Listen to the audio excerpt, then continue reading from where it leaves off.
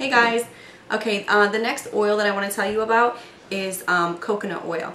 Now this one I bought at the health food store, and I don't want you to get it confused with the coconut oil that you could buy at like any drugstore or national store like Walmart or whatever. There's a coconut oil that's mixed with petroleum, and that's not what this is. This is a 100% organic USDA.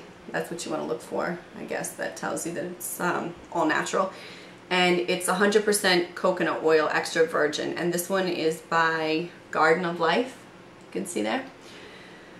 So what this is a an oil. It's similar to what you would use olive oil for, but the smell is absolutely, I wish you could smell this. It smells like heaven. I just want to go to the tropics whenever I smell this. So you use this with a lot of the same ways that you use olive oil, but it has different properties. It's a little bit more moisturizing than olive oil is. It's really good for your hair, for your skin, for your nails, pretty much the same that olive oil is good for. What it comes either liquid or solid. This one's been in the fridge, so you can see it's totally solid, right? And it's really hard. All right, so if it's left at room temperature, like 75 degrees or 76 degrees, it will completely, I thought it would say in here. Oh, here you go, 76 degrees. If it's stored above 76 degrees, it will turn into a complete liquid. If it's stored below, then it will turn into a solid. So if you put it in the fridge, it will solidify like this. And if you leave it on the counter, it will become liquid. Now the good thing about coconut oil is that it will not go rancid. You can leave it on the counter, you can put it in your fridge, no matter what you do, it will not become rancid, I don't think, ever. I didn't see any sort of, okay, here you go. It says best used by 6/13. So I mean, you have years to go on this. So one jar can last you a really long time. You don't have to worry. It's not like real temperamental where you have to leave it in a cool place or whatever. I wouldn't leave it in your hot kitchen, but that's why I just threw it in the fridge, just to better safe than sorry. Anyway, so what I've been doing with that is I like to use it on my skin. I scraped off a little bit with a spoon, and I put it in a little plastic container, and I took it upstairs into my bathroom, so that way it's nice and available. And right before I go to bed, after I'm done like taking all my makeup off and everything else, I just use a little bit on my fingertips, and I just rub it, and I put it all on my face and on my neck, on my hands, my arms, everywhere. It smells so good. It smells like fresh coconut. And you can also use it for your hair. Now you want to use it on dry hair, just like you would the olive oil. You can do the same thing. You can use it as a deep treatment, or you can use it just after you're done styling if you have like a few pieces left out, or if your hair doesn't look very shiny. But it is just magnificent, and the smell is amazing. And once I started using it, my little boy was, "Mommy, I want to smell it, I want to smell it." So he smelled it, and he's in love with it just like I am. So every time I reach for it, he wants it in his hair also, which I think is pretty funny. Anyway, so that's the coconut oil. The other oil that I use is called almond oil, and this one's actually almost out. This one is, it's a sweet almond oil. I got this at the health food store also, and it is 100% pure moisturizing oil, nourishing, promotes healthy skin. So I like the almond oil, and I like to use coconut oil and also the olive oil instead of a regular lotion or cream, because it doesn't break me out. It's really nice and light. I can use as much or as little, and it makes my makeup go on a lot better. So those are the ones that I use.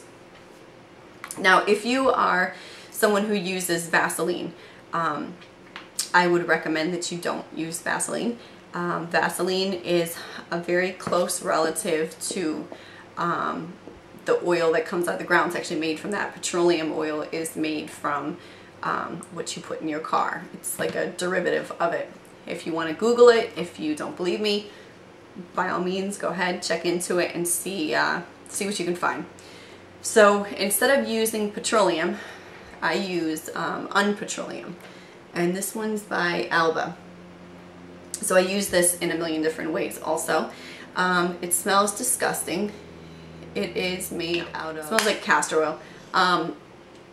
But this I use, like if I'm going to color my hair, I put a line of it around instead of using petroleum or, you know, Vaseline. I just put it like all around my face, so that way if I get any drips or anything, it's not going to, actually you can see on the back, there's the drip from when I was coloring my hair. So anyways, the dye won't stay on your face. You don't want to put it on your hair because then your hair won't color in that area. You can also, a good thing to do with this is if your lips are really chapped, you can take a little bit of this, take an old toothbrush, put some of the unpetroleum on there and just slough off like all the dead skin from your lips, and it works really good. So anything that you would use petroleum jelly or Vaseline for, you can use the unpetroleum. In the winter time, if my skin is really, really super dry, I put a thin layer of it all over my face and my neck, and then the next morning my skin is really supple and soft, and I just rinse it off. So that's that one. Now the last oil that we're going to talk about, and this is going to really gross you out. This one you don't actually put on you, you want to drink it, and it's called cod liver oil.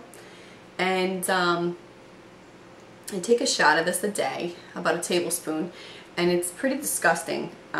Even though it says lemon taste right here, it's still, I mean, it does. It tastes like lemons, and then you don't get like those fishy burps when you do like the non-lemon cod liver oil, but it still tastes pretty disgusting. I mean, it's like you're taking a big gulp of oil. It's pretty gross.